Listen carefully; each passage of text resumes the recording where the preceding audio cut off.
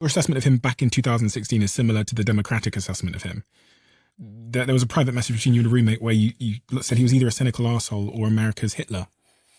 How do you go from that position to vice president of the same person?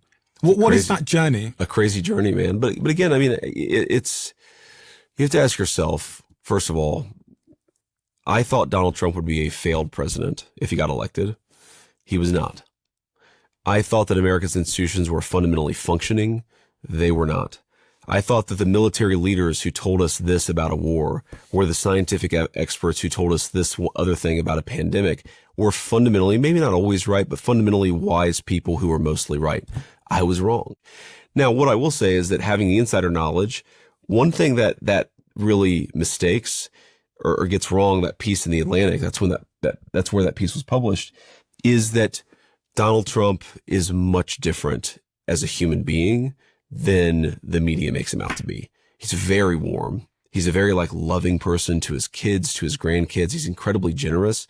Like if you see Donald Trump, in the Oval Office, it's like he has to give you a gift. Like he has to, whether it's, a water bottle or a MAGA hat or a coin or a pin.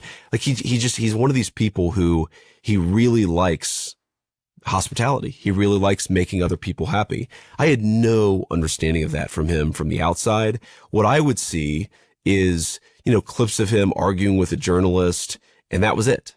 And that gives you a very, very one-dimensional view of a person. So yeah, I definitely from the inside have seen a much, much more multi-dimensional figure.